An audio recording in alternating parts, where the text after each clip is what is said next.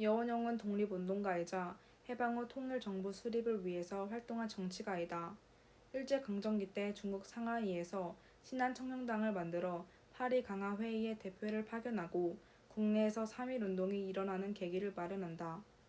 해방 후 조선건국준비위원회를 조직해 새 정부 수립에 앞서다 좌우익 통합을 위한 좌우합작운동에 뛰어든다. 1947년 7월 괴한의 총에 피살된다. 김규식은 독립운동가이자 임시정부 부주석이다. 1919년 파리 강화회의에 조선 대표로 참가해 조선의 독립을 지지해 줄 것을 호소한다.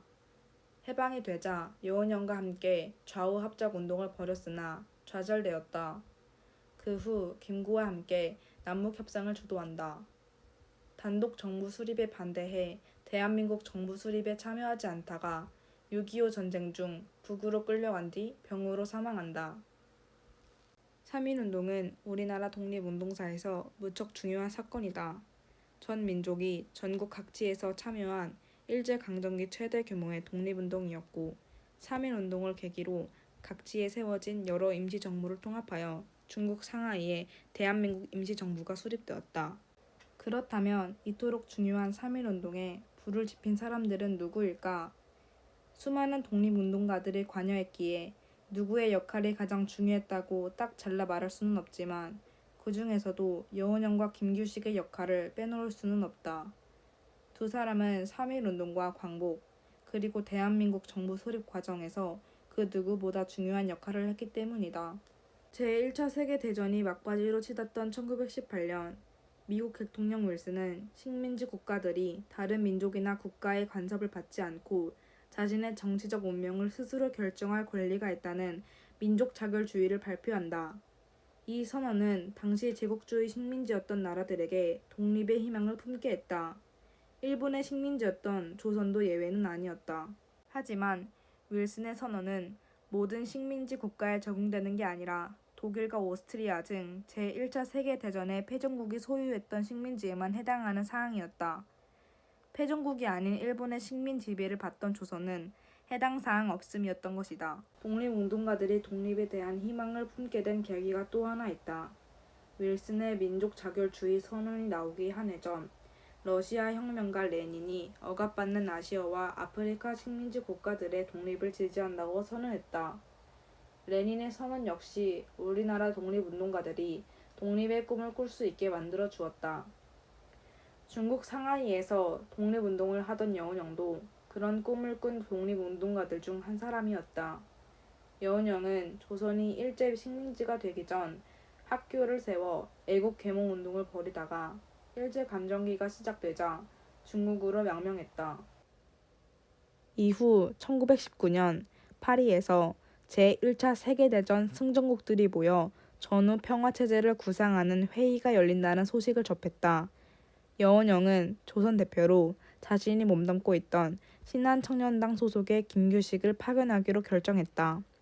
김규식은 파리로 가기 전 동지들에게 이렇게 말한다. 나는 파리에 가서 일제 학정을 폭로하겠소. 신한청년당에서는 서울에 사람을 보내 독립을 선언할 준비를 해주시오. 국내에서 식민 통치에 항거하는 거국적인 시위를 벌이면 파리에서 우리의 독립 의지를 호소하는 데 큰 도움이 될 것이오. 여원영과 신한청년당 당원들은 파리 강화회의에 대표단을 파견했다는 소식을 만주, 일본 등 국외로 알리면서 전 민족적인 독립 시위를 벌여달라고 호소했다. 앞서 언급했던 도쿄의 한국 유학생들은 파리 강화회의에 우리 대표가 파견했다는 소식을 접하고 1919년 2월 8일에 조선기독교청년회관에 모여 28 독립을 선언했다. 도쿄 유학생들의 목숨을 건 독립 시위는 일제의 무자비한 탄압으로 막을 내리긴 했지만 이 소식이 국내에 알려지면서 종교 지도자를 중심으로 거국적인 시위를 계획하는 계기가 되었다. 이렇게 시작된 3.1운동의 불길은 서울을 넘어 전국으로 또 한반도를 넘어 만주와 일본, 저 멀리 미국까지로 번져나갔다. 신채호는 독립운동가이자 민족주의 역사학자이다. 성균관에서 학문을 닦은 뒤 황성신문, 대한매일신보 등에서 논설위원으로 활동하며 일제 침탈을 규탄하는 논설을 쓴다. 일제에 의해 강제 병합될 무렵 중국으로 건너가 독립운동에 매진한다. 의열단 단장이던 김원봉의 부탁을 받아 조선혁명선언을 집필했으며 이후 독립운동을 위한 자금을 모으다 일본 경찰에 체포되어 리순 감옥에서 순국한다. 김원봉은 의열단 단장이자 조선의용대 사령관, 한국광복군 부사령관이다.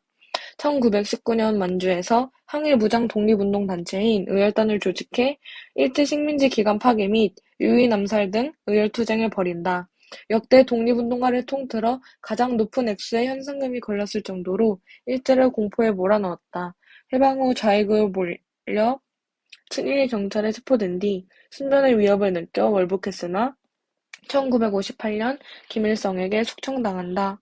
신채호와 김원봉, 의열단에 혼을 불어넣은 멘토와 멘티. 일제강점기에 수많은 독립운동이 일어났다. 3.1운동과 같은 전민족적인 운동도 있었고 청산리 전투 같은 무장투쟁도 있었다. 또 경제, 사회, 문화를 가르치는 애국개몽운동과 외교를 통한 독립운동도 중요한 역할을 했다. 그럼 그 중에서 어떤 방식이 가장 효과적이었을까? 저마다 단점이 있기에 딱 잘라 말하기는 어렵다. 그럼 당시 일제가 내건 현상금 액수를 살펴보는 건 어떨까?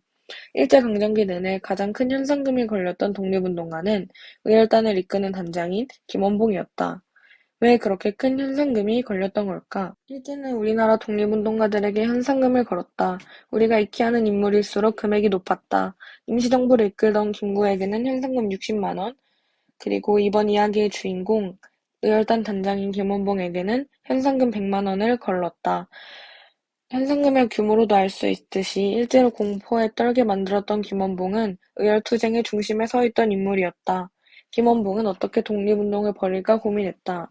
그러다 파리 강화회의 김규식이 대표로 참석해 독립운동을 세계 각국에 호소하기로 했다는 소식을 들었다. 결국 김원봉은 뜻이 맞는 동지를 파리에 따로 파견했다. 세계 열강 앞에서 조선의 독립을 호소하기 위해서가 아니라 회의에 참석한 일본 대표를 암살해 조선의 독립 의지를 펼쳐 보이려는 목적에서였다. 파리에 도착한 동지가 무기를 잃어버리는 바람에 거사는 실패로 끝났지만 이는 일제를 상대로 무장투쟁을 꾸준하게 이어간 김원봉의 행보와 맞닿는 대표적인 일화라고 할 수 있다. 여러분 호소하세요. 우리는 던질 테니까요. 독립운동의 방향을 고민하던 김원봉이 내린 결론은 유인 암살과 일제의 주요 기관을 파괴하는 의열투쟁이었다. 자유는 우리의 힘과 피로 쟁취하는 것이지 남의 힘으로 얻어지는 것이 아니오. 밤샘 토론 끝에도 김원봉과 동지들은 정의를 맹렬히 실행하자는 뜻이 담긴 항일 결사체를 만들었다. 바야흐르 의열단이 탄생하는 순간이었다. 의열단의 목표는 명확했다.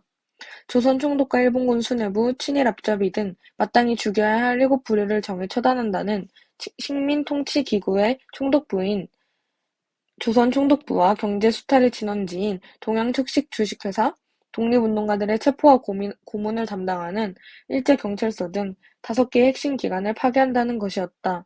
물론 의열단의 투쟁이 모두 성공한 건 아니다. 애써 투적한 폭탄이 불발되어 실패하거나 일본 경찰에 체포되어 목숨을 잃는 사람들도 많았다. 그 무렵 김원봉은 한 가지 고민에 빠졌다. 우리가 왜 폭탄을 던지는지 알리지 않으면 민중들은 이러한 행위 속에 담긴 정신을 이해하지 못할 것이다. 단순히 암살과 파괴만이 능사는 아니라는 생각이 불현듯 든 것이다. 고민을 거듭하던 그는 의열단의 정신을 드러낼 선언문이 필요하다는 결론에 이르렀다. 그러던 중 동지의 소개로 신채호를 만나게 되었다. 김원봉은 신채호의 이름을 익히 들어 알고 있었다. 성균관 박사 출신으로 독립운동가이자 국내외 독립운동가들 사이에서 명성이 자자했기 때문이다.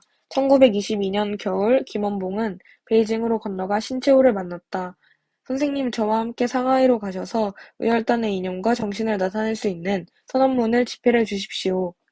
신채호 역시 의열단의 활약을 잘 알고 있던 터라 김원봉을 따라 나섰다. 그러기를 한 달, 신채호는 마침내 6,400 여자에 이르는 조선혁명선언문에 마침표를 찍었다. 선언문을 전해받은 김원봉은 경전을 대하듯 조심스럽게 선언문을 읽어 내려갔다. 선언문 안에는 그동안 자신이 말하고 싶었으나 차마 글로 표현하지 못했던 말들, 폭탄을 던져야만 하는 의열투쟁의 정당성과 궁극적으로 이루고자 하는 목표가 단 한 글자도 빠짐없이 담겨 있었다. 선언문의 핵심은 한마디로 폭력적인 탄압과 수탈을 자행하는 일본을 물리치려면 외교적 노력이나 실력 양성을 통한 준비가 아니라 폭력과 암살, 파괴와 폭동으로 민중이 일치단결해 일제에 대항해야 한다는 말이었다. 그리고 투쟁을 벌인 현장에는 꼭 의열단 선언문을 배포했다. 의열투쟁의 목적을 일제 경찰뿐 아니라 우리 동포들에게도 똑똑히 알리기 위해서였다. 조선혁명 선언이 발표된 후 의열단의 의열투쟁은 더욱 활기를 띠었고 일제는 더 큰 공포에 떨었다. 김지섭이 일본에 건너가 황궁화 미중교라는 다리에 폭탄을 던지고 나석주가 동양 주식회사에 폭탄을 투척한 뒤 일본 경찰과 시가전을 벌인 것도 선언문이 나온 뒤의 일이었다. 조선혁명선언은 의열단원들의 투쟁의식을 더욱 고취시켰고 다른 독립운동가들에게도 독립운동에 대한 신념을 더욱 굳건하게 만들어주었다. 뿐만 아니라 의열단은 임시정부를 이끌고 있던 김구에게도 영향을 주었다. 김구가 조직한 한인애국단 소속의 이봉창과 윤봉길이 일제 유인에 폭탄을 던진 의열투쟁도 의열단 활동에 상당한 영향을 받았다 할 수 있다. 신채호 역시 김원봉처럼 조선이 일제를 물리칠 수 있는 가장 효과적인 방법은 무력투쟁이라고 생각하고 있었다. 김원봉도 이 사실을 알고 신채호에게 선언문을 써달라고 부탁했고 신채호는 그런 김원봉의 제의에 기꺼이 응했다. 그 결과 의열단뿐만 아니라 독립을 바라는 모든 조선 민중의 가슴을 뜨겁게 만든 선언문이 탄생했다. 조선혁명선언은 요즘 말로 하면 김원봉과 신채호의 케미가 폭발한 결과물이라고 부를 수 있겠다. 인물 소개: 김구, 독립운동가이자 민족통일정부를 세우기 위해 노력한 정치가 3.1운동 이후 상하이로 건너가 독립운동에 헌신한다. 일제의 탄압 속에서도 임시정부를 끝까지 지키며 외교활동과 무장투쟁을 계획하고 지시한다. 해방 후 대한민국 임시정부를 중심으로 통일정부 수립에 나섰으나 실패하고 1949년 육군소유였던 안두희에게 피살된다. 인물 소개: 이승만, 독립운동가이자 대한민국 초대 대통령, 30년 넘게 미국에서 외교를 통한 독립운동에 매진하다 귀국하여 남한이라도 먼저 정부를 세워야 한다고 주장해 마침내 대통령이 된다. 여러 번 헌법을 고치면서까지 집권했지만 4.19 혁명으로 대통령 자리에서 쫓겨난다. 그 후 귀국하지 못한 채 하와이에서 생을 마감한다. 동지에서 경쟁자로 김구와 이승만은 자주독립국가를 세운다는 데 뜻을 같이 했다. 하지만 나라를 세우는 방식에는 이견이 있었다. 김구는 임시정부를 법통을 내세우며 임시정부가 새 정부 수립의 주체가 되어야 한다고 주장했고 이승만은 자신을 중심으로 새 정부가 수립되어야 한다고 외쳤다. 이러한 차이에도 불구하고 자주독립국가를 향한 목표가 같았기에 귀국 후 두 사람의 관계는 썩 나쁘지 않았다.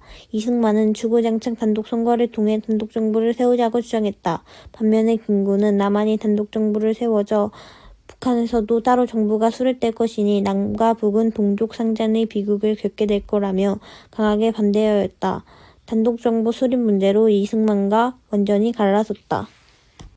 오늘날의 평가: 오늘날 김구는 독립운동의 아버지이자 분단을 막고자 노력했던 통일운동의 화신으로 존경받는 반면 이승만은 단독정부를 세운 뒤 10년 넘게 독재정치를 펼치다가 4.19 혁명으로 국민에 의해 쫓겨난 대통령이라는 불명예를 안게 되었다.